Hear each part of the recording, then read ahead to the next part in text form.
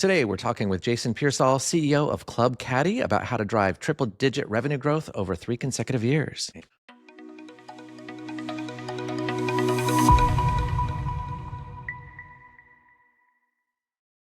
Welcome to BeyondSaaS. I'm Jason Niedle, founder of Tethos. We are a growth agency, and we partner with tech companies to deliver growth solutions and sales. And I've taken what we've learned in all these fun interviews with people like Jason and put the golden nuggets and the book lists into a hypergrowth playbook. So check out tethos.com/podcast or just drop the word growth in there. I'm excited to interview Jason because he founded Club Caddie, and that is in early 2019 with a mission to redefine golf course management software. And this is an integral SaaS platform that drives operations at over 500 golf courses, and that includes tee sheets and online reservations and a unified POS and member and event management and more, kind of like the one app for an entire golf operation, which is really cool. And it's built and tested by PGA professionals to streamline everything from that tee time to the bar tab. So Jason has founded, I noticed, several golf companies and is also a lawyer in Michigan. I also hear that you are very much the fail fast ethos. So take those missteps and just turn them into steps on the journey. I find that really interesting. So welcome, Jason. Thank you, Jason. I'm glad to be here. Hey, before I forget, have you got a golden nugget today? My golden nugget is this: self-awareness is a weapon for entrepreneurs. And when I first started, I thought that success was just about vision, grit, outworking everyone, and those things matter, right? But what's moved the needle most for me, what's made the biggest difference, is being brutally honest with myself about where I'm strong, about where I'm not. I don't know everything. I don't try to be everything. I focus at what I'm good at, building teams, solving challenging one-off problems, and I surround myself with people who complement the areas where I'm weaker. So yeah, my golden nugget is in just knowing who I am. It's knowing who I'm not and closing the gap with a team that complements and challenges me. I think that can't be overstated enough. I feel like business in many ways is this game, and where I'm not seeing things or where I'm not great is where my business will just hit that cap, whether it's what I believe I'm worth or not seeing my own flaws or not admitting that I make mistakes. Or so it is a really fun game in that way of that self-awareness is ultimately, and as I talk to leaders pretty much every single day, the self-awareness is always the limiting factor. Yeah, especially as you build out your team. I mean, it's hard to be an effective leader if you can't inspire the people that you're working with. And if you're not self-aware, it's difficult to do that. Absolutely. So tell me, you have kind of an interesting entrepreneurial journey, lawyer, and then golf company, and Club Caddie, here you are. But tell me a little bit about Club Caddie and your journey getting here.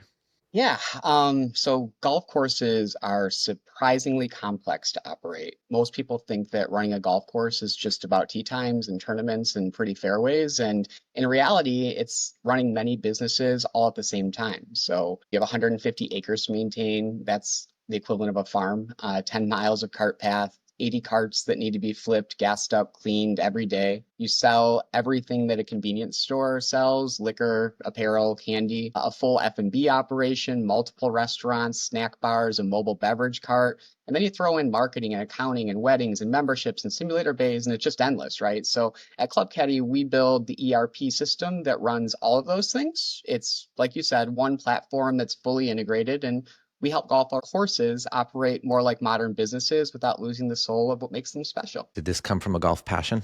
It did. My father was a country club manager. I grew up working every job at his course, was a pretty decent competitive golfer up until I went to college and still played through college. Eventually, I started practicing law and didn't play very much. And once I got far enough into my career to kind of be able to at least play on the weekends, I realized just how much I missed it. Wait, you were a lawyer and you weren't playing very much? I thought it worked the other way around. Yeah, you usually think that. I kind of think I thought that when I was going to law school too. It's interesting because one of my passions, for example, is photography. And as I started, there was a moment there where I thought I could do this professionally, and I started getting some gigs. And then I realized after my fourth wedding or whatever that all the fun was instantly drained of it.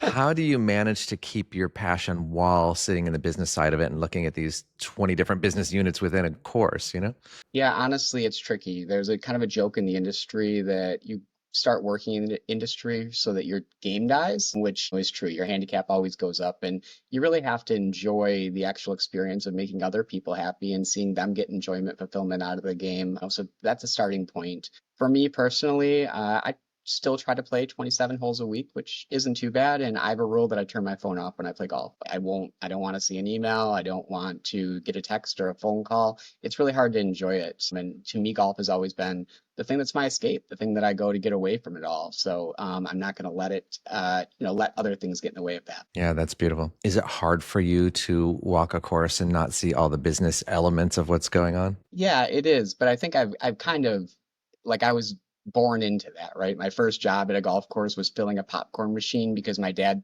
told me that people drink more beer if you feed them popcorn and we make money off of beer, right? So I've always looked at it through that business lens, and I guess I just don't really know it any other way. Amazing. How are you looking at growth? Are you looking at growth KPIs as number of courses or user hours or, what's your KPI or your key KPIs and how are you looking at growth? We're fortunately to be at this stage where the key KPI is EBITDA, right? And so this year, really the focus is changed not only from top line growth, but into profitability. Profitability is a measure of a whole bunch of other KPIs, including churn and ARPU and everything in between. So we're kind of focused on everything with really the primary driver being EBITDA versus just top line revenue growth. Now, we certainly don't want to sacrifice growth. We do look at organic growth as one of the most important KPIs of the business. I would say this is just probably the first year that it's not the most important KPI. Of that. And what is your market cap really at? I mean, are there certain golf courses that are relevant? And how do you look at your ICP or in your ideal customer profiles? Yeah, I think it grows, right? As we started off, we had more of an immature product and the types of clients that we could service. Our market cap and our pitch decks was that we could service all 15,000, but the reality is we probably had a total addressable market of around 2,000. As we've grown out the system, that's changed quite a bit. And so every year we've probably been able to add a new chunk of courses that are in a couple thousand. And now we're pretty close to that total. We could service about 15,000 courses in North America, and we're working on the international expansion, which is exciting and opens the market up to potentially 34,000 global courses. So we really look at, kind of what we make per location. The total market cap would be 400 million. Nobody in this space has ever gotten to that. If we get to 20% market share, that would be a huge win. Massive. Yeah, absolutely. So would you look to grow? What would you like your course count to be at in a year? We try to add about 150 a year, gross add after attrition. Right now, we're running attrition at below 4%, which was its own journey and story to get it there. That's amazing. But early on, we were so focused on installing those courses. We hadn't yet built out a very in-depth customer success team. We weren't doing NPSs. It's just early stage startup stuff. Once you realize that you have a churn problem, that you're not servicing your clients the way that you expect to, or the way that you want to at the top of an organization, all the way down to the bottom, you figure out what the solution is. So for us, that was building in a team that's checking in with those courses at least once a quarter, that's monitoring their NPS, making sure they're successful with the software, hearing out their voice for enhancements, informing them of what we're doing once their requests are ready. Those types of things really make a difference and make the client feel valuable and less likely to leave. Amazing. What are you doing to get to that 150 a year? How do you reach them? Yeah, first, there's no magic tool in lead generation. If you're looking for a silver bullet, you're definitely setting yourself up for disappointment. So at Club Caddie, and like I think at a lot of SaaS companies, it's a multi-channel strategy. We rely on a mix of cold calls, SEO, PPC, trademarks, drip campaigns, partnerships with golf associations, review sites, kind of the whole stack. But the real key really isn't just the tools, it's the timing. We don't look at no as a hard no. It's usually just a not right now. So we focus on re-engaging prospects when the timing works in our favor, like early in the golf season when operators are setting their budget, or when competitors are raising their prices, or when competitors are experiencing platform outages or support issues. That's when the message really tends to resonate. So for us, the takeaway is that lead gen isn't just about the channels you use. It's about having a strategy, knowing the buying cycle, and being intentional about when and how you show up. Are there anything in there that's been surprising for you lately? Something that's working well or not working very well? Yeah, cold calls. I fought it like crazy. It's so hard to find people who really want to be professional appointment setters. They're a rare breed who just want to be told no 85 out of 100 times, sometimes even more than that at different times of the year. So I was really against cold calling, thinking it was dead. And surprisingly, I think last year, 65% of our demos were scheduled from cold calls.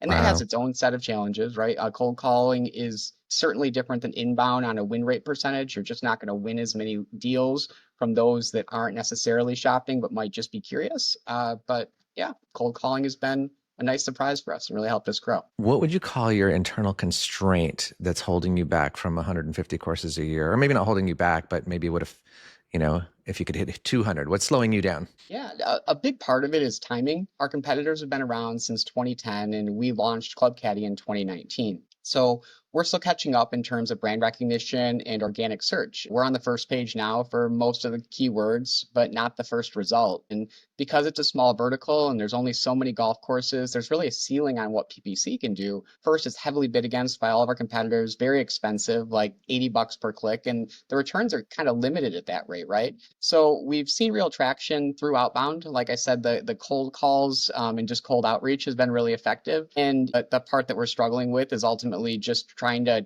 understand the ratio now that cold calls convert at a little bit lower rate. So it's just knowing the numbers, how many calls it takes to get the demos we need, and making sure that we're staffed appropriately to hit those targets without burning out the team. It's not glamorous, but it's the work. And we just try to stay consistent, keep testing, and make the math work. That's how we close the gap. Are you guys doing a lot of LinkedIn ads and LinkedIn content?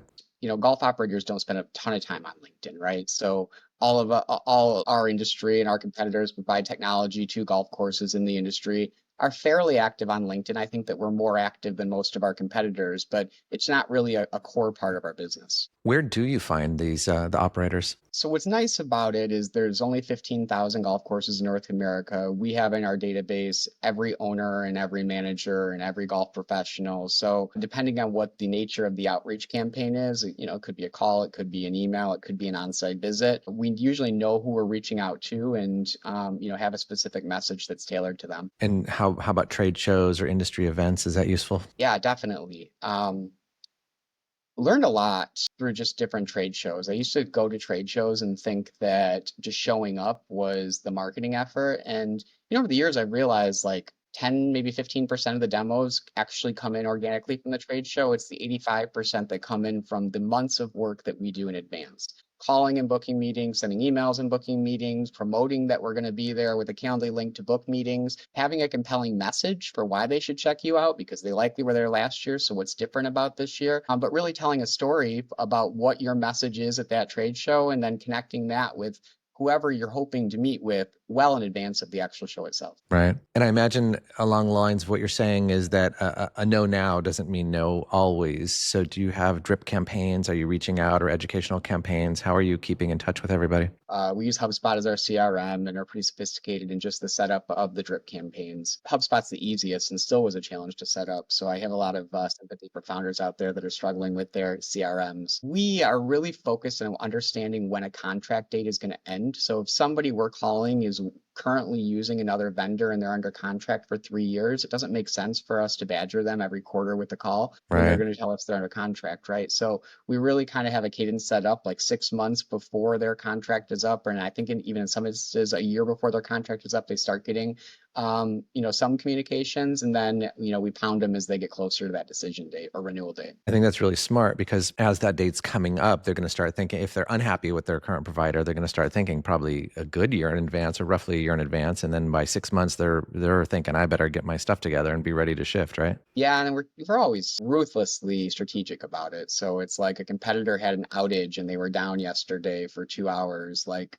that's the right time to send that message out because they already have in their mind this cognitive dissonance that they're not super comfortable with their provider and we're providing an alternative to them. I think it's great that you're flexible like that because a lot of companies, set it and forget it. And it's the routine and the cadence. And they don't have that email ready to go for the circumstances. And that's a pretty good tip for people. Like, how do you actually execute and implement on that? Yeah, honestly, they're all canned. So I mean, we know in advance like this is a competitor email, the collateral's all there. We just got to update a couple sentences to change the messaging. But that was one of the first things we brought in a dedicated marketing person a couple years ago, and just having a canned collateral, which is something we never had before, has made things so much easier. You just can produce whatever you're looking for much quicker than it used to be. But I think it's so smart, and I don't see many people doing that. They may plan in advance and have all their items ready to go, but they're not saying, okay, well, look, these are 6 foreseeable things that are certainly going to happen somewhere over the next year. Let's be ready for it. And the moment it happens, hit send. None of my global logistics companies that we work for were particularly prepared for tariffs, even though they absolutely should have been. Yeah, exactly. I think we all feel that way. AI helps a lot. You can do things. I almost wonder sometimes, like,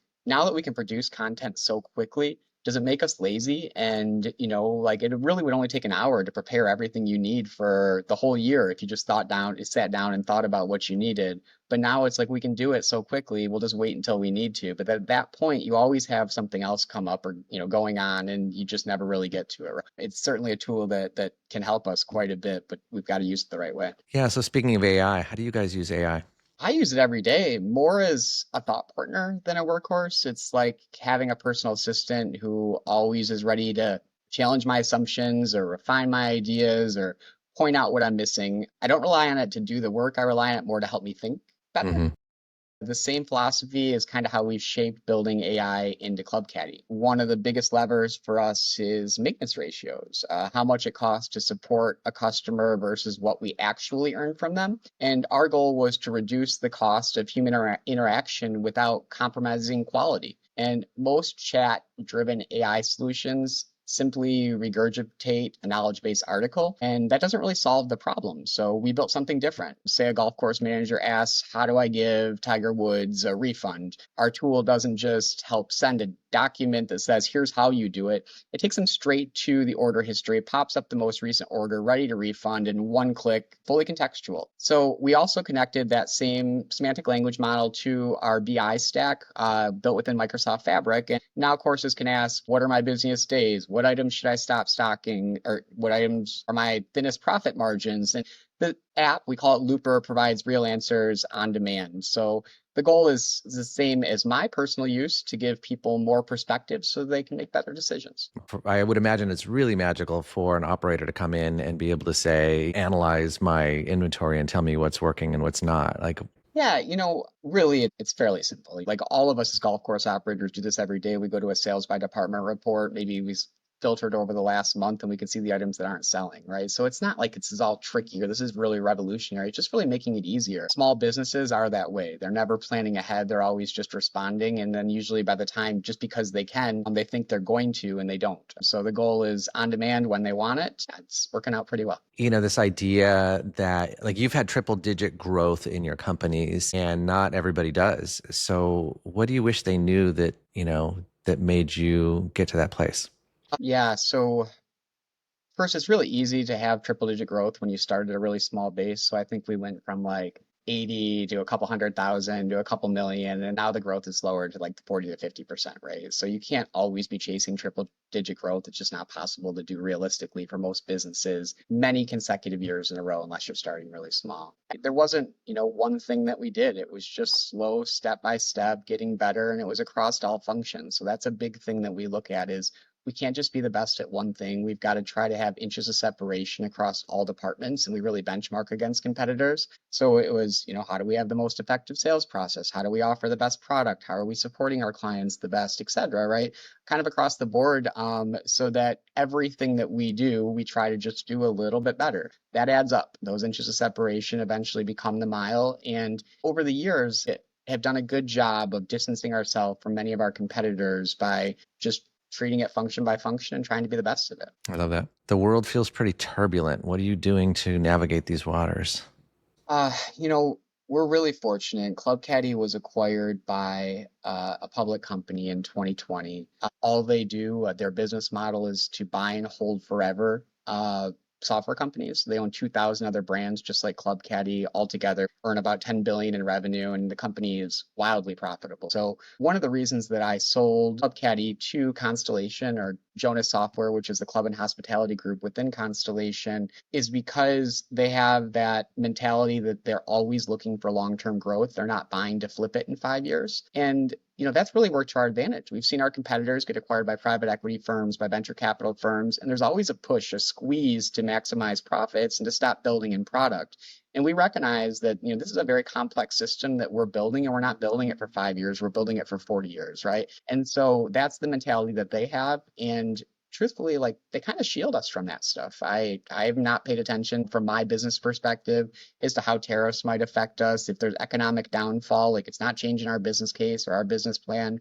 we're staying true to focus. And I saw that in particular during COVID, right? They acquired us in February of 2020. And I Mm. think that was within 2 weeks is when the COVID outbreak was. Oh, man. And that was a real test. Like, are we going into hiring freeze mode? Are we, still going to invest in sales and marketing like the investment thesis on, that you had was, and we did, right? And so I I'm fortunate to have sold to a good acquiring company that I don't have to worry about it too much. I love that.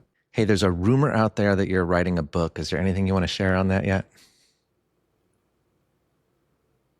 Oh, so I just signed with a literary agent, which is like a big accomplishment if you write a book. I kind of did it more as something that I thought would be fun to do with my wife. We were on a vacation. We don't have kids. She was sick and we couldn't really go out and enjoy the vacation. And so I was stuck in. It was over Christmas break.